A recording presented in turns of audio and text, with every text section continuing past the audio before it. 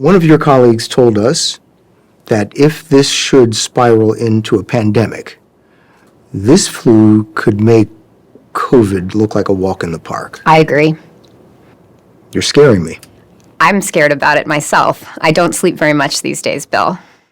Bird flu is now spreading through U.S. cattle for the first time, and experts warn that it could spark a future pandemic.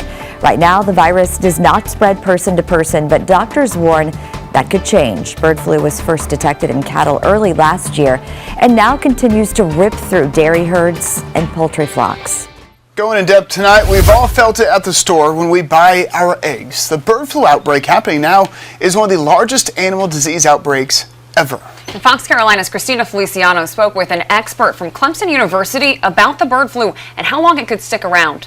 Never once did I think I was going to have to deal with avian influenza, even the mild form, let alone high-path avian influenza.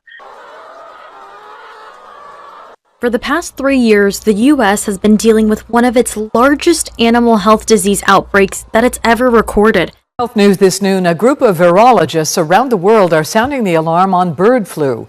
The Global Virus Network says H5N1, which has spread to millions of birds and at least 70 humans, requires proactive surveillance. This comes at a time when the Trump administration has fired dozens of experts who track disease outbreaks in the U.S. The U.S. saw its first human bird flu death earlier this year. Skyrocketing egg prices, tens of millions of chickens dead, both linked to the avian flu that's sweeping across the country tonight. The strain has infected at least 70 people, too, including one who died earlier this year. You know, there's work underway right now in Memphis to decode this latest flu strain and hopefully help stop the spread. So far, there haven't been any reports of human-to-human transmission, and infections are typically mild. That being said, avian flu isn't going anywhere anytime soon. Health experts are concerned it could get worse. That's why research is being done right here in Memphis, hoping to get ahead of the virus. We can't predict flu. We've been studying it for a very long time, and what we learn is that it outsmarts us every time.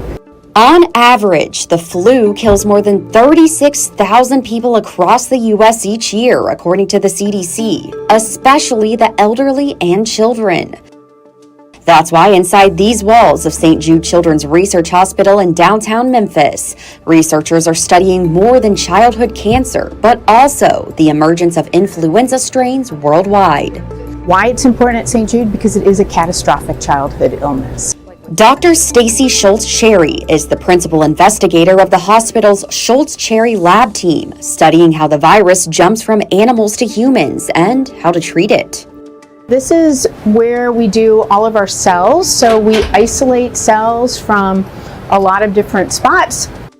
H5N1, the type of avian flu circulating right now, was first identified in 1996 in geese in China.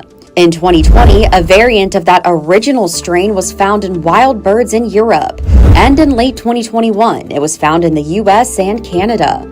The virus is nearly 100% fatal in chickens. More than 160 million birds have died or been culled since 2022, and the avian flu has spread to cattle herds as well. But what it's doing is gaining some changes that's allowing it to actually infect more mammals, and that's what makes us really nervous. As the avian flu spreads across the country, a main concern is the virus mutating, causing human-to-human transmission that so far has not been detected. The CDC has reported 70 human cases of avian flu. Most have been detected in dairy and poultry workers, but in January, a patient died of the virus after being exposed to a backyard flock. For potential, avian flu is always the one that people in infectious disease have feared. Dr. Steve Threlkeld is an infectious disease specialist at Baptist Memorial Hospital in Memphis. He says the longer the outbreak continues, the more likely human-to-human transmission becomes. The concern is that as it spins off and spits, if you will, into other animals and into humans, it can make small genetic changes. It doesn't take that much in the way of genetic change to allow it to be more efficient at infecting people. Fortunately, Dr. Threlkeld says most recent human cases in the U.S. have been mild, but historically, the death rate for bird flu in humans is high around the world. About half of all people with known infections have died. Imagine a disease as contagious as COVID was with a 15-20% mortality rate. It would close down the globe. It would be nothing like even the horror that we saw with that. The threat is why the researchers at St. Jude stay vigilant, monitoring changes in the avian flu and working to find treatments. We want to watch this and make sure that if it does infect humans, that it still can't transmit. That's that final step to potentially becoming something that could be a pandemic. So with all of this going on, how concerned do humans need to be right now about avian flu? People ask, well, is this going to become something that will infect and transmit in humans? And we don't know, but that's exactly what we're watching and planning for. If it does, how do we protect our population?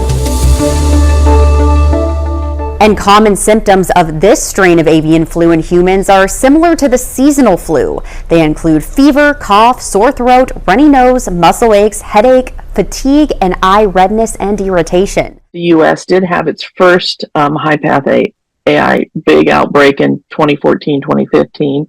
I think we only lost maybe about 50 million birds. That lasted for about 6 months. We thought that was the biggest outbreak we ever had. So this, as they say, is unprecedented. Since the recent bird flu outbreak, we've seen commercial and backyard flocks infected, causing millions of birds to die and our egg prices to go up. Prices kept increasing to at the beginning of March we got as far up as $1.47 an egg, but we've recently seen prices go back down, and now beginning of April we're at 68 cents an egg. That was Robert Hodges, the owner of Sunflower Breakfast, Lunch, and Bakery. Before the outbreaks, he paid around 29 cents per egg. Throughout all of the market changes, Hodges has kept his promise. There was definitely a moment where I was like, yeah, maybe it might be time to increase the prices, but yeah, we just, with how we run our business, we wanted to try to hold off on that as long as possible. It's a sacrifice Hodges is willing to make for as long as he can.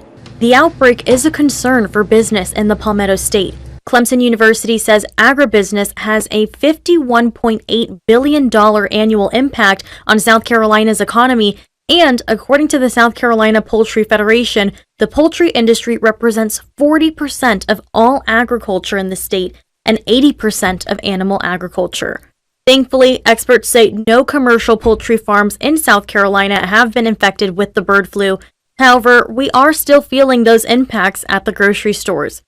Dr. Julie Helm, a poultry veterinarian with Clemson University, says since January of this year, the U.S. has lost 10% of its inventory of commercial egg-laying hens, which continues to impact egg prices. Of course, the prices for the consumers for the eggs, because we get our eggs, of course, from other states and other companies.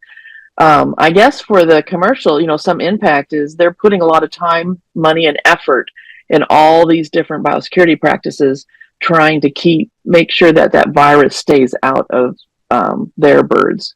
Practices that Dr. Helm says are essential to keeping commercial and backyard flocks healthy. Something else that could help? A vaccine. Dr. Helm says we could hear about vaccines in the future, but right now the U.S. Department of Agriculture is deciding whether or not to allow commercial poultry flocks to be vaccinated.